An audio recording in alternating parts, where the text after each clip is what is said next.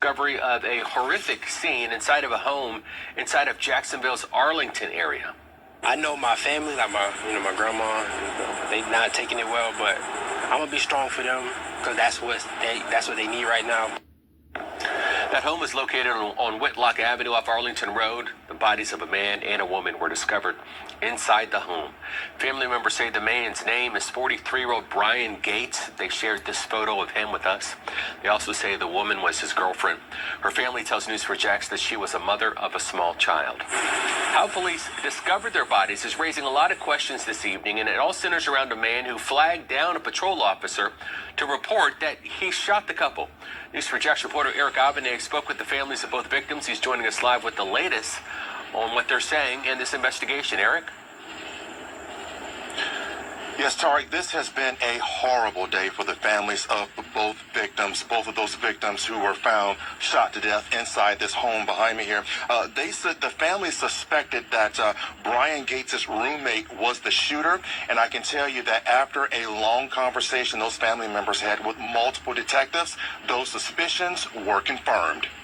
Jacksonville police say on Thursday afternoon, a man near the corner of Whitlock Avenue and Arlington Road flagged down a patrol officer and told the officer he had just shot two people inside a home on Whitlock. When police entered the house, they said they found the bodies of an adult male and female who were both shot to death. Family members of the male victim have identified him as Brian Gates, the owner of the home. They say the woman who was also killed was his girlfriend. After talking to detectives, the family confirmed to News4Jax that the shooter who flagged down police was Gates' roommate, a man whom Gates had known for years and was trying to help get back on his feet by allowing him to live in the home rent-free. Moments before this block became a crime scene, a friend of the family said he was on his way to work and called Gates' mother to report seeing Gates' roommate on the sidewalk acting strange. That family friend did not want to be identified. And I happened to notice the guy was on the sidewalk, pounding the sidewalk, beating his head like he was just really hysterical out of it.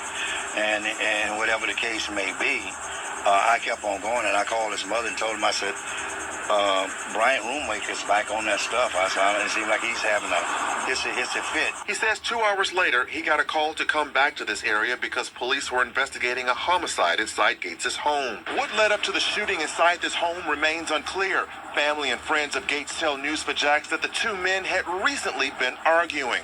News4Jax learned that many people in this area knew Brian Gates, an employee of the seafood shop located within 300 feet of the house where Gates and his girlfriend were found dead, told News4Jax off camera that Gates would volunteer to help out with the shop's landscaping. Gates' son, Brian Gates Jr., was not surprised by his father's popularity. He was very famous. He was very friendly.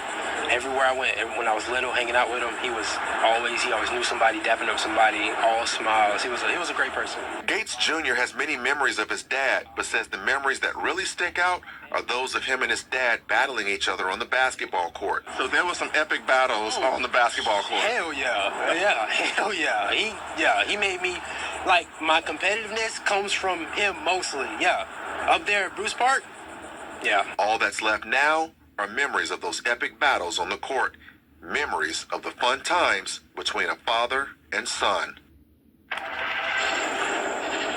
Again, what led up to that fatal double shooting remains unclear, and it's still unclear if police have formally charged Gates' roommate. Right now, they are only calling this a double homicide. They have yet to classify this investigation as a double murder investigation. Reporting live in Arlington, Eric Abenay, Channel 4, the local station.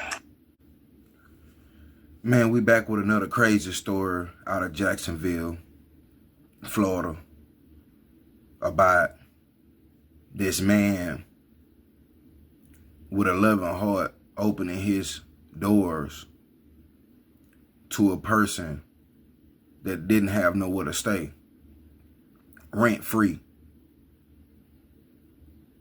And it all boils down at the end, the person that he let inside his house would end up shooting him to death, him and his girlfriend.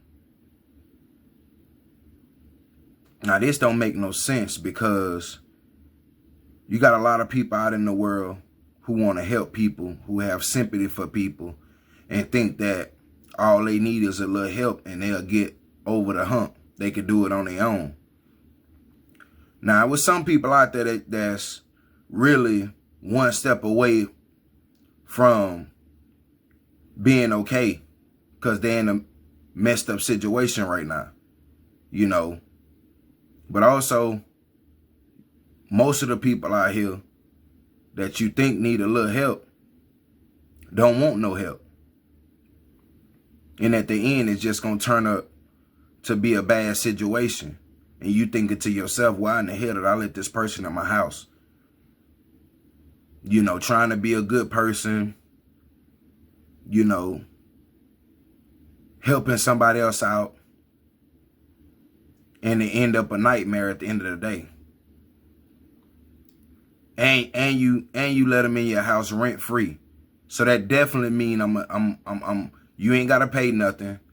I want to see you win. I want to help you get on your feet. You ain't gotta pay nothing, bro.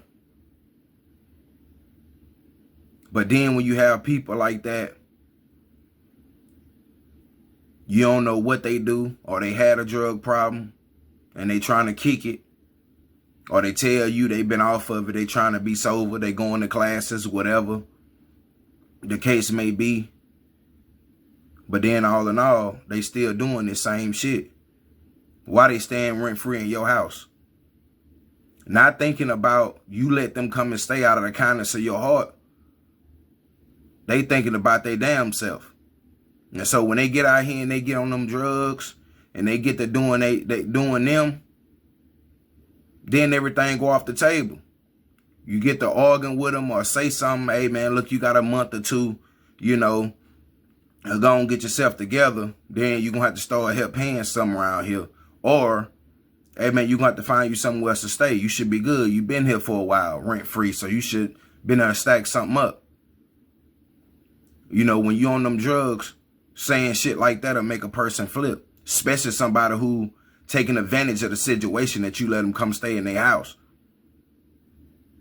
And then it all breaks down from there. The drugs run through their head. Or you against me, and you know what I'm saying? You don't want to see me win. They start creating all type of stuff in their head. You know. And then the worst part of it is they end up taking your life. Somebody you tried to help.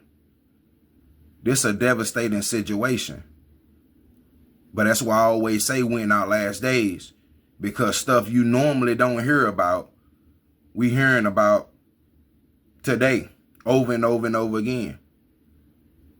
But it's crazy that you would have somebody come stay at your house, you helping out, rent free, telling them to get on their feet.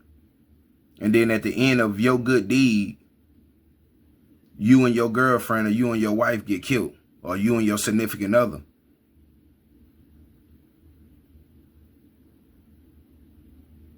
And it don't make no sense. But this the days we living in. We're going to continue to see these type of stories because people not grateful when they out on their own. People not grateful no more like they used to be 20, 30 years ago, where somebody help them and they really feel like that's an opportunity. You know what I'm saying? Nowadays, you help people, they feel like you owe them that, or you owe them something. Or, you know, they was thankful at first, but after a while, that wore off. You know what I'm saying? And now they not trying to go nowhere. They not trying to save money. They just living in your house, eating up your food, using your electricity for free, and going out every day doing their own thing. Not trying to get their own spot. Now, like I said, that's where, you know, things get crazy at, because this man try to help somebody else come up, get on your feet. He probably didn't have too much. He probably was just a working guy every day and didn't have a lot to offer, but I can help you out. You know what I'm saying? And at the end of the day, he end up losing his life and his girlfriend losing her life trying to help somebody. I mean, this world is crazy. And stuff, like I said, stuff you don't think will happen, or stuff you kind of trying to figure out, you know, at the end of the day, you could lose your life for. And it's crazy to say that, you know, even the good things that people try to do in life, you will still end up last. So you'll still end up in the ground for trying to help somebody better theyself. And they unthankful for what you done did for them. And a turn on you at the end of the day. Which is a crazy situation. Because your own family didn't want to mess with you. And that's why I say a lot of people need to look at when you inviting people in your house, see how they conversate with their family. See if their family mess with them. Because they family, the ones who know them. So if your family won't even let you come and stay in their house, nobody, aunties, uncles, cousins, nieces, nephews, nobody, then I already know what type of person you is. You been out on the streets, you don't give a damn. You probably stole from them before when they came and let you stay. It was always a problem. You didn't want to get out, you know, when they told you to. Another crazy situation. But like I said, we're in our last days, man. We're going to continue to see these type of stories. But let me know what y'all think about this crazy story. Like, share, subscribe, run it up. Thank all my subscribers. We out.